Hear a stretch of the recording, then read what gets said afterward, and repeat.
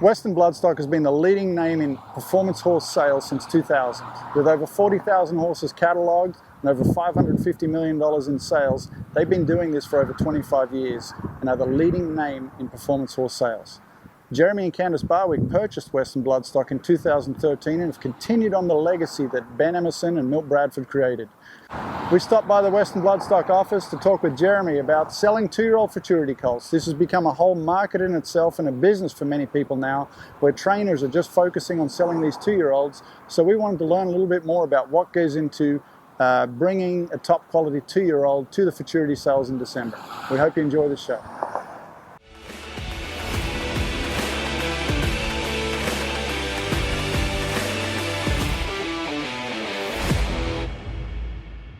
Well, Jeremy Barwick, thank you for taking the time out today to discuss, this whole 2-year-old sale phenomenon, the futurity sales, what's been going on, how this has changed over the last 10, 15 years. We've seen the 2-year-olds really become their own entity. It's become a business for these guys now, bringing these 2-year-old sale colts to Fort Worth in December.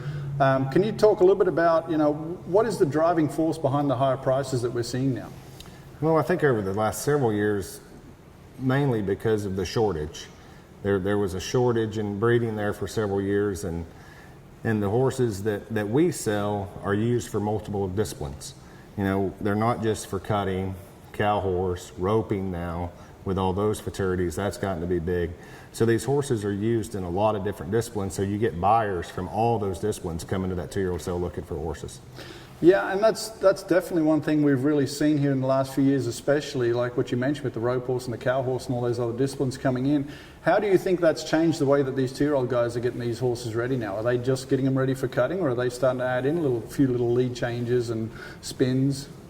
I think the basics for all of those disciplines are similar. Obviously, for the cow horse world, that horse needs to lope really pretty. So that's just going to come naturally from the horse. You're not going to train that horse to lope a certain way. They either have that natural pretty movement or they don't. But I think that's important when you're deciding where to market your horse, is where all the pluses are for that horse to market to that group of people. Yeah, and do you think, that's obviously been a big part of it. What are some other things that maybe have changed this whole dynamic of the 2-year-olds and demand for the 2-year-olds now? We're seeing people lined up at the booths now watching these videos. Yeah, and I think that just goes back to the different disciplines that these horses are used for.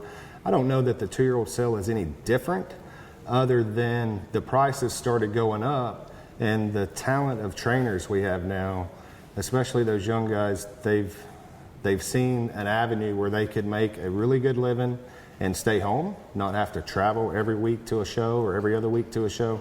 They can stay home with their families, work their 2-year-olds every day, and have a really good career right there. So we've had a lot of people that just strictly train 2-year-olds.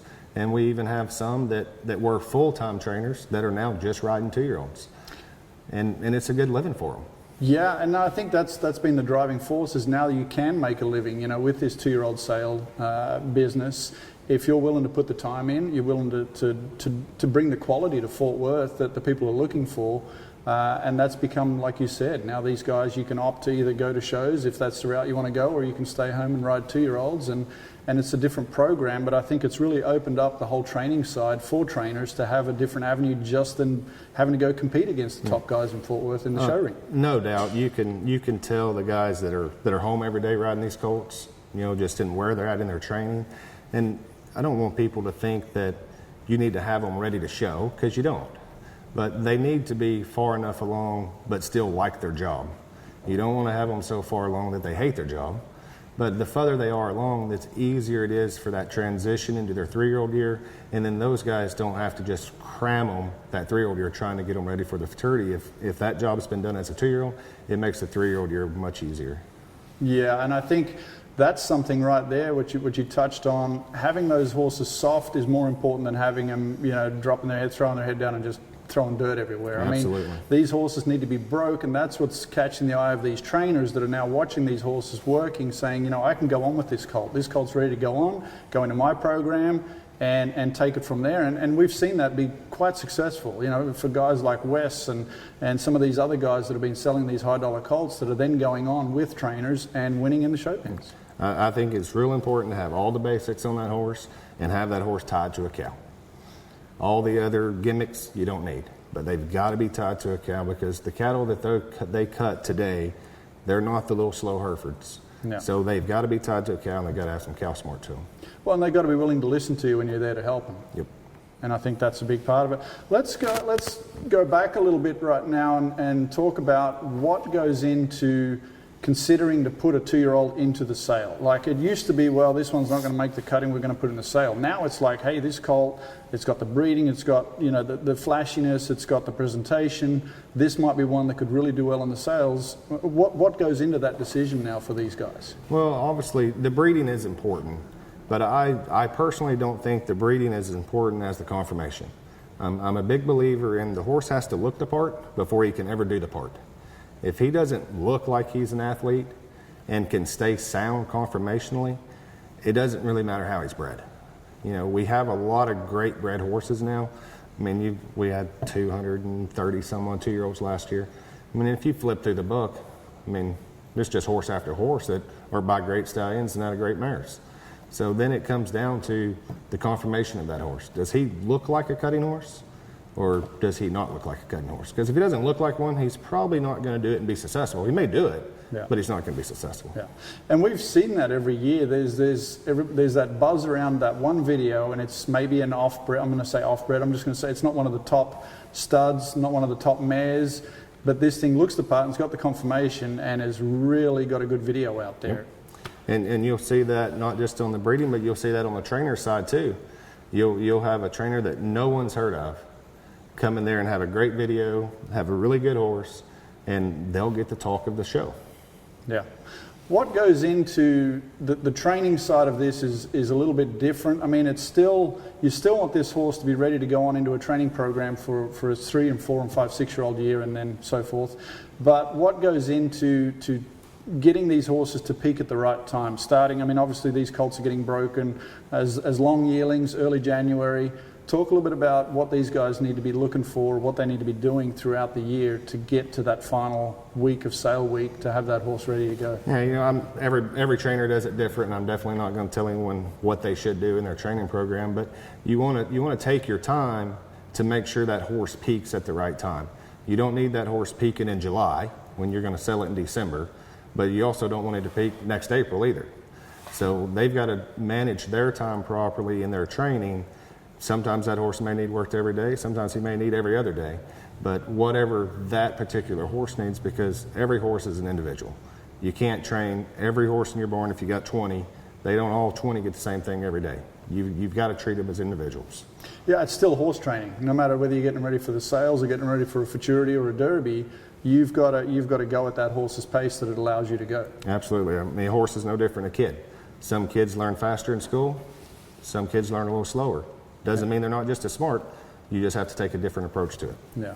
How important is it for these guys to start getting the word out? They've got these sale colts and they're wanting to start to kind of get the word out, let people know that, hey, these colts, it might be not February, but it might be April, May, June, July, and they're starting to kind of feel these colts coming on. They're starting to put some videos on social media. How important is that? Well, I think it's really good, especially to put out what I call little short teaser videos. Yep. Throughout the year, that your plan is to put that horse in the sale, but you start gaining you an audience early on where they follow that horse, and then stick with your plan. I see this happen every year with people. You know, they'll start getting some pretty good offers, but really not enough. You know, stick with your plan, go with your gut, and go all the way to the sale, because if you've got 10 people wanting your horse, it's better than having one. If you've only got one, maybe you ought to take that offer. But if you've got 10 people inquiring about this horse, I would take my chance in the sale ring. Well, and I think that's the important part about these live auctions. I mean, when you've got 10 people wanting the same horse, that's what drives these $1 million prices. Absolutely. There's nothing that will ever beat a live auction. Yeah, yeah. And then let's talk a little bit about okay, we're getting close to the sale time, end of October. We need to have a video. We need to take a video. We need to present this horse the best way we can and have it to where, I mean, this is going to be the video that's playing in the booth. It's going to be the video on the website. This is what people are sharing. This is your first sales point right now for the sale. What goes into it, making a really good video? Well, it's important not to wait to the last minute, first off. We get a lot of calls always at the end of, man, I need a few more days. I need a few more days. Go ahead several weeks ahead of time, because it never fails. The day you want a video, your cattle are going to be terrible. The weather's going to be terrible. Horses aren't going to be the best that day. So go ahead and prepare several weeks ahead of time and start videoing. And don't worry about, a lot of people worry about, oh, it's October. That horse is going to change a lot till December. Absolutely it is. But that's the great thing about social media now. You can have that video on there and you want it good because you want to get their attention, and don't make it too long. You've got about 10 seconds to get someone's attention. So start with something real quick that's going to get their attention.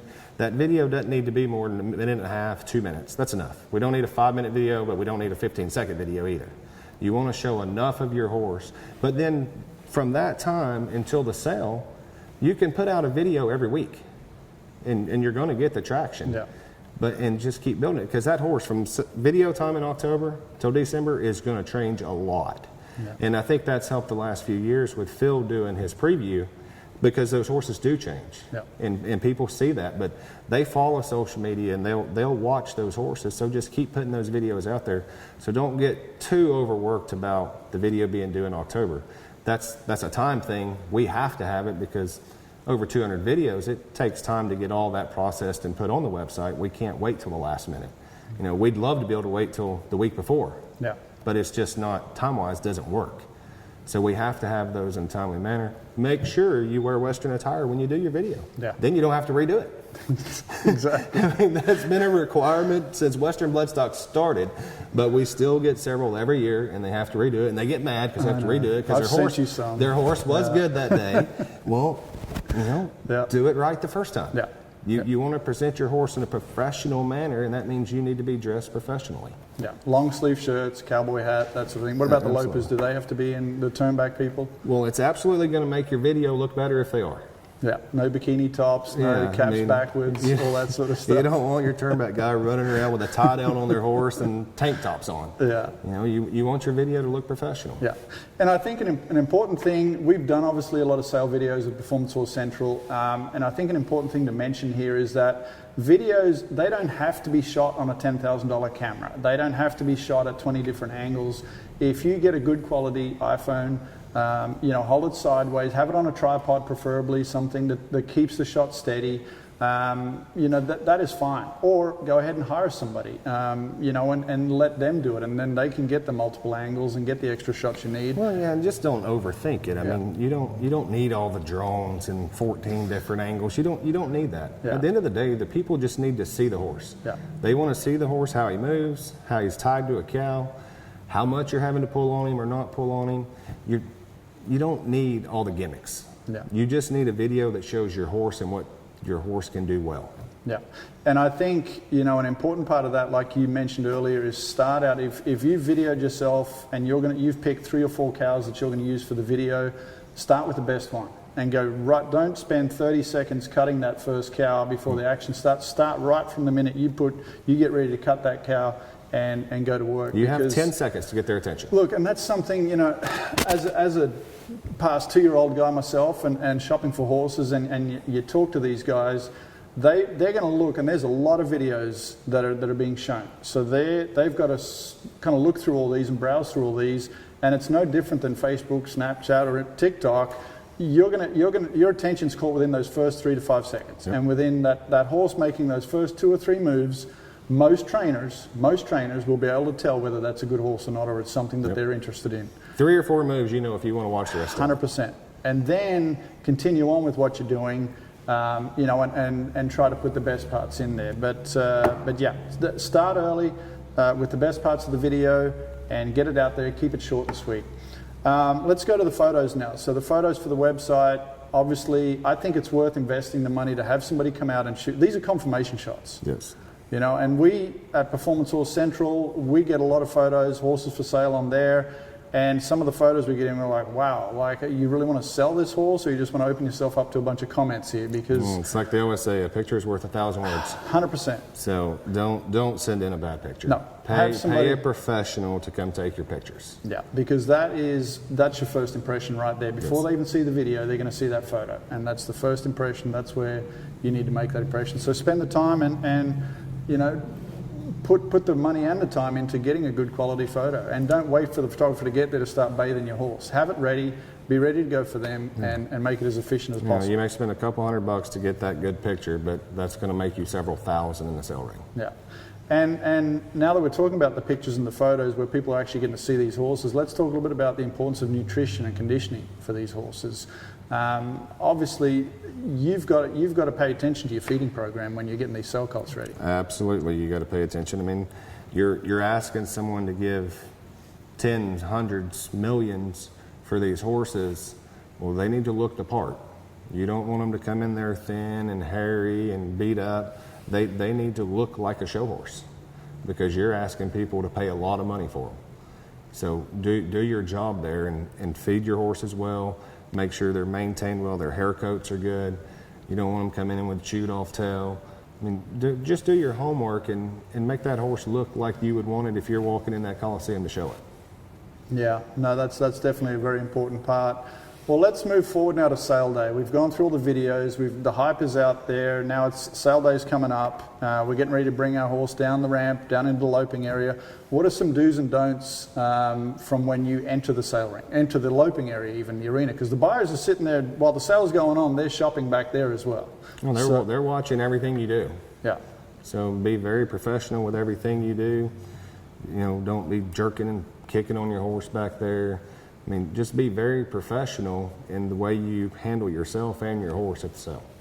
Yeah, you're selling a product there, and it's from the minute you walk down there where everybody sees it, and even back in the stalls. Yeah, from the stalls all the way to the sale ring, people are paying attention. Yeah. How much dry working, like we see these horses come into the sale ring, some guys take longer to get started working a cow. How important is the dry working part, or getting to work right away?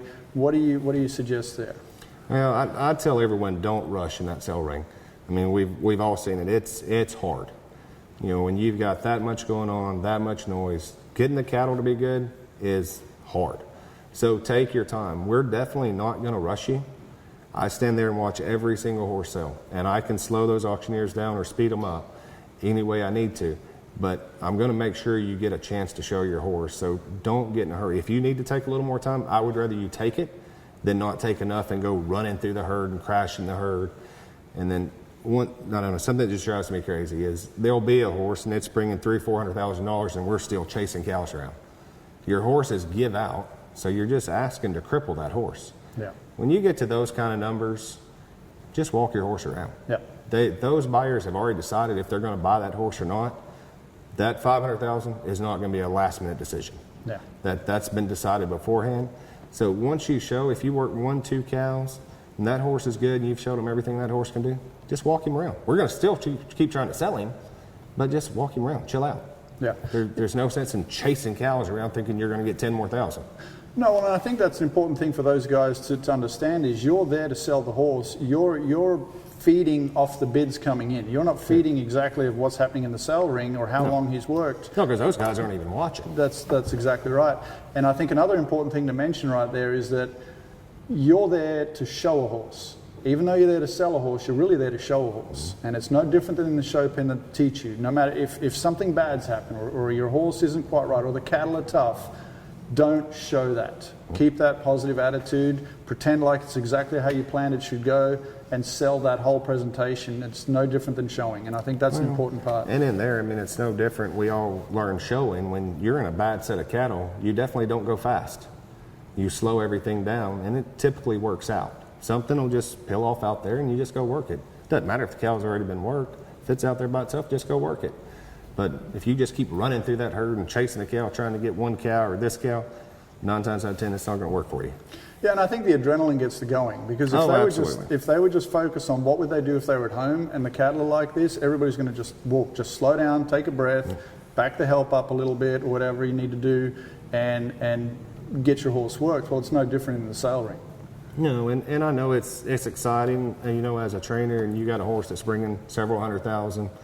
I promise you, running through that herd and chasing another cow is not going to make it bring any more. Those two guys bidding have already decided they're buying that horse or not. Yeah. So just chill out, walk around, let the horse cool off. Because that dirt's deep, cows are fast, it's hot. I mean, you don't need to do that. Yeah. Let's talk a little bit about bit selection. I mean, obviously these are 2-year-olds. They've been worked for the majority of their life in a snaffle. We see them sell these horses in hackamores, bridles, big bridles sometimes, snaffles. Do you have any preference, or do you have any recommendations on what to do there? You know, for me personally, I'd rather see it in a snaffle martingale, what have you, but no, I'd totally leave that to the trainer for that horse, of what that horse and that trainer's comfortable with. Yeah. What about the reserve price? Obviously, you've got to be prepared when you go into the sale ring. You've got some estimates maybe on what you think the horse is worth. What do you recommend as far as setting reserves and communicating with the auction company beforehand? Well, I think definitely they're better to communicate with the auction company. That's our job. And we can talk about it, and we can talk about it if we feel like their reserve's too high, too low, what have you. I never think it's a good idea to put people out in the stands to bid on your horse. I don't think that gives a true market. We'll get the reserve, and if we don't get it, that's what your horse was worth that day. But let's don't try to create a fake market. Yeah, and I think that, you know, there's always a little bit of buzz about, you know, the tricks that go on or whatever, or, you know, but I think, like you said, put it out there, let the market dictate what your horse is worth, and then you've still got the choice to say yes or no at the end of it. Yeah, and it's their decision if they want to take it. There's no tricks with us. We don't play tricks. You know, they're bidding, they're bidding. If they're not bidding, they're not bidding. Yeah. But that's what your horse is worth that day. Doesn't mean you have to sell it for that, but that's what your horse is worth that day. But having people sit out in the stands and bid for you, it never works. It never works out for those people. Yeah.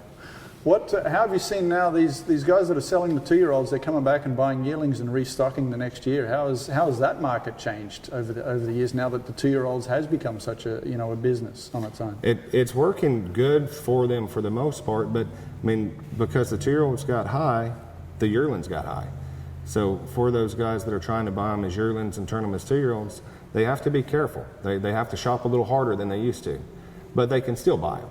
I mean, you can still buy a really nice yearling for an affordable price. You just got to shop. There's plenty of them there. No, there's hundreds. So you just shop through them. You just got to be smart about your buying.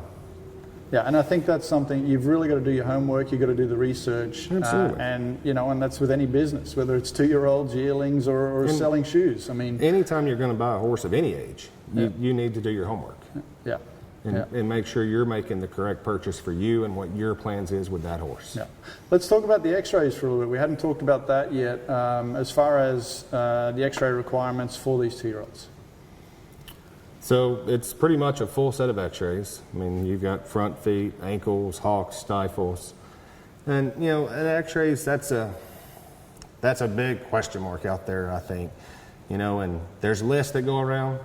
I hate the list. For one, I don't think, and the vets will hate me, but I don't think you can look at a set of x-rays and tell if that horse is sound or not. You've never laid eyes on that horse. Some of the x-rays are blurry, so I think it's crazy to make an opinion based off looking at a set of x-rays without looking at the horse. And then people sharing lists, I think that's very poor business. If you're interested in a horse, you need to have your vet look at that horse. Especially if you're planning on spending hundreds of thousands of dollars. Why would you trust someone else's list? Yeah. That may or may not be correct. Right. Because maybe that vet didn't look at it. Maybe that was their intern looked at it and made that list. So I think it's a very irresponsible buyer to buy off of the list. Yeah, and I think we've all seen that as trainers. We've taken horses to vets and had them x-rayed or pre-purchases done. And one vet's going to tell you, well, this is a big problem, this is a big issue, this is going to cost you a lot of money, potentially, career ending. And another one's saying, no, this is maintainable, or no, there is no problem there. And it's open for interpretation. Well, I won $900,000 on a horse that failed the vet check when I bought him. Yeah. And we injected him once a year. Yeah. So I think horses are like people. They all have a different pain tolerance. Yeah. So something may bother one horse that doesn't bother another horse. I mean, we see it all the time with vets. This x-ray bothers this vet, but this x-ray doesn't bother this vet. Yeah.